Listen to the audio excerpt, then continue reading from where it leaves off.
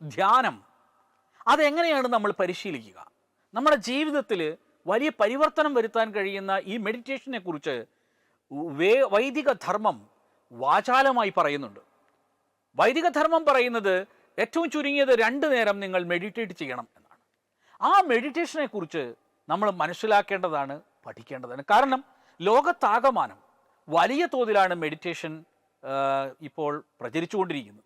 അതുകൊണ്ട് പലരും അത് എടുത്ത് ജീവിതത്തിൽ ഉപയോഗിക്കുകയും അത് അവരുടെ ജീവിതത്തിന് വലിയ മാറ്റങ്ങൾ വരുത്താൻ സഹായിക്കുകയും ചെയ്യുന്നുണ്ട്. ഉത്കണ്ഠയെ മെഡിറ്റേഷൻ നിയന്ത്രിക്കുന്നു എന്നതാണ് മറ്റൊരു പ്രധാന പഠനം.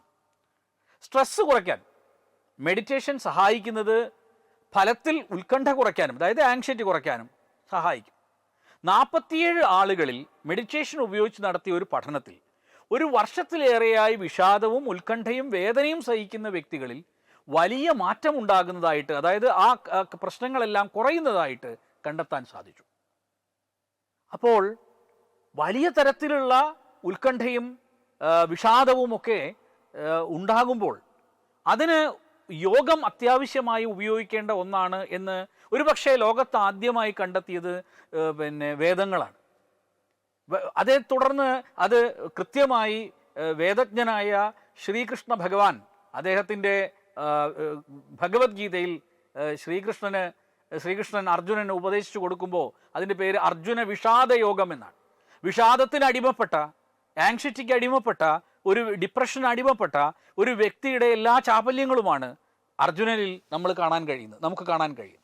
കൂടാതെ ഇന്നത്തെ സിനാരിയോ എടുത്താൽ ഈ ജോലി ഭാരം കൊണ്ടുണ്ടാകുന്ന സമ്മർദ്ദം, ഉത്കണ്ഠ ഈ തുടങ്ങിയ പ്രശ്നങ്ങളും വളരെ വലിയ പ്രശ്നമായിട്ട് നിലനിൽക്കുകയാണ്. കാരണം പല സ്ഥലങ്ങളിലും വലിയ തോതിൽ ജോലി ഭാരം വർദ്ധിക്കുകയാണ്. കാരണം ആളുകളുടെ എണ്ണം കുറയ്ക്കാൻ വേണ്ടി കമ്പനികൾ മുന്നോട്ട് വരുന്നു. കാരണം പല റിസഷൻ ഇപ്പോൾ തന്നെ ഈ ലോകത്തിൻ്റെ വിവിധ ഭാഗങ്ങളിൽ റിസഷൻ പ്രെഡിക്റ്റ് ചെയ്യപ്പെടുന്നുണ്ട്. ലോകത്തിൽ സാമ്പത്തിക മാന്ദ്യത വരാനിടയുണ്ട്. ഇപ്പോൾ തന്നെ ഇംഗ്ലണ്ടിലും അമേരിക്കയിലും അത് കണ്ടു കഴിഞ്ഞു. ശ്രീലങ്ക, അതേപോലെ ഗാന, അതേപോലെ പാകിസ്ഥാൻ, നേപ്പാൾ തുടങ്ങിയ സൗത്ത് ആഫ്രിക്ക തുടങ്ങിയ അനേകം രാജ്യങ്ങളിൽ കടുത്ത സാമ്പത്തിക മാന്ദ്യം വരുന്നതിൻ്റെ ഭാഗമായി വലിയ തോതിൽ കോർപ്പറേറ്റ് കമ്പനികൾ ആളുകളെ പിരിച്ചുവിടുകയാണ്. ട്വിറ്ററിൽ നിന്ന് ആളെ പിരിച്ചുവിട്ടു, ആമസോണിൽ നിന്ന് ആളുകളെ പിരിച്ചുവിട്ടു. അങ്ങനെ പല രാജ്യങ്ങളിലെ കോർപ്പറേറ്റ് സ്ഥാപനങ്ങളിൽ നിന്ന് ജോലികൾ നഷ്ടപ്പെടുന്നു. അതിനെ തുടർന്ന് ജോലി നഷ്ടപ്പെട്ടവരുടെ സമ്മർദ്ദം, അതോടൊപ്പം ജോലിക്ക് ആരൊക്കെ വർക്ക് ചെയ്യുന്നുണ്ടോ, ഇപ്പോൾ അറ്റ് പ്രസൻറ്റ് വർക്ക് ചെയ്യുന്നവരുടെ മേൽ അമിത ഭാരം കൊണ്ടുണ്ടാകുന്ന സമ്മർദ്ദം, ഇങ്ങനെ രണ്ടും വരുന്നുണ്ട്.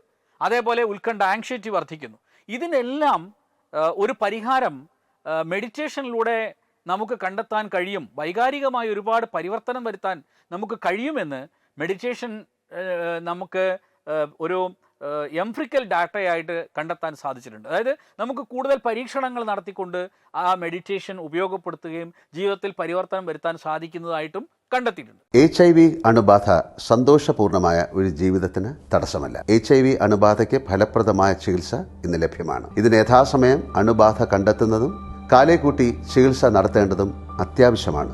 സൗജന്യമായ ചികിത്സയും മാർഗനിർദ്ദേശങ്ങളും സർക്കാർ ആശുപത്രികളിലെ ART അഥവാ ഉഷസ് കേന്ദ്രങ്ങളിൽ ലഭ്യമാണ്.